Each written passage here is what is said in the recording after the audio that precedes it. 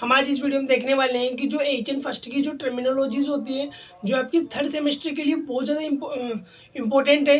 तो उसके अंदर अपन ये देखने वाले हैं कि बेसिक टर्मिनोलॉजी क्या होती है और इसमें हमारा जो बेस बनेगा HN के अंदर वो सब में बेस्ड रहेगा। तो अपन देखते हैं मेन टर्मिनोलॉजी। ओके, तो अपन HN फर्स्ट की जो एडल्ट ऑफ नर्सिंग की जो बेसिक टर्मिनोलॉजीज देखते हैं। तो जनरल टर्म्स में अपन पहले तो एडल्ट ऑफ नर्सिंग का मिल सकते हैं कि रोगियों की देखभाल करना, यानी जो यंग रोगी हुई है उसकी अपन देखभाल करेंगे। असिस्मेंट, असिस्मेंट का मतलब होता है उसका संपूर्ण अपन को पूरा असिस्मेंट हो, जिसमें सब्जेक्टिव ऑब्जेक्टिव अपन उसे पूछ भी सकते हैं और उसे ऑब्जर्व भी कर सकते हैं। ये पूरा असिस्मेंट होता है। डायग्नोसिस का मीन्स होता है कि उसका एग्जिट कोज फाइंड आउट करना कि इस डिजीज को इस डिजीज से इसे प्रॉब्लम है। और फिर होता है इंटरवेंशन। इंटरवेंशन से होता है कोई भी अपन उसको इम्प्लीमेंटेशन दे रहे हैं, कोई भी मेडिसिन या कोई भी ड्रग्स, तो उसे इंटरवेंशन बोलते हैं। इवोल्यूशंस, इवोल्यूशंस का मतलब होता है कि अपने सारे प्रोसेस कर लिए और प्रोसेस करने के बाद में कि वो जो काम करने वाली जो मेडिसिन थी या कोई भी प्रोसीजर होगा तो उसको अपन वो काम किया या नहीं किया तो उसका इवोल्यूशंस किया जाता है, यानी मूल्यांकन किया जाता है।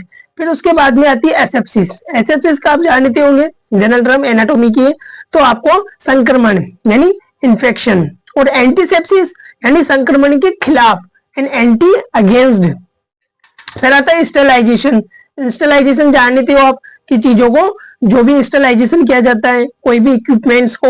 इन्फेक्शन जानते हो। इन्फ्लामेशंस, इन्फ्लामेशन को सूजन बोला जाता है। इन्फ्लामेशन या एडिमा, इसकी 5 साइन होते हैं। फिर उसका बाद में आता है हिमरेज। हिमरेज का मतलब होता है ब्लड का निकलना, हिमरेज बोलना। और शॉक आप जानते हो।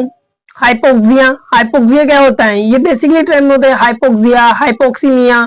हाइपोक्सिया मतलब यानी ऑक्सीजन की कमी किसके अंदर? बॉडी के अंदर। और हाइपोक्सीमिया के मतलब यानी जिसमें हाइपोक्सीमिया, हाइपोक्सिया का मीन्स होता है कि हमारे ब्लड के अंदर ऑक्सीजन की डेफिशिएंसी, वो कहलाती है आपकी हाइपोक्सिया।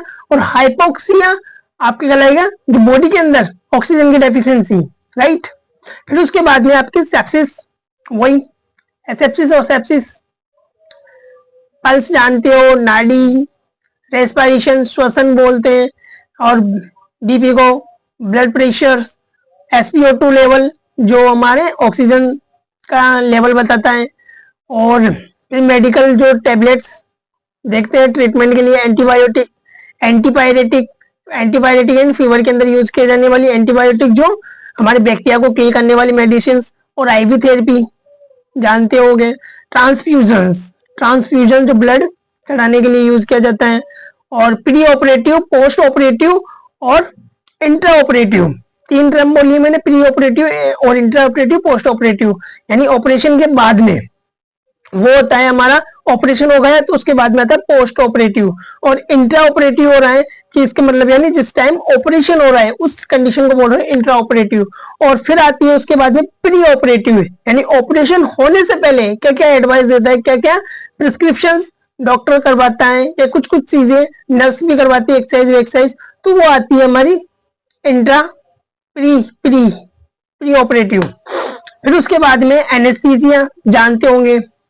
वुंड, वुंड घाव को बोलते हैं। और स्यूचर्स, इसको स्ट्रेचेस भी बोल देते हैं, टाके। तो अगर ये आपको वीडियो इंफॉर्मेटिव रहा तो follow me knowledge of nursing up. Thank you.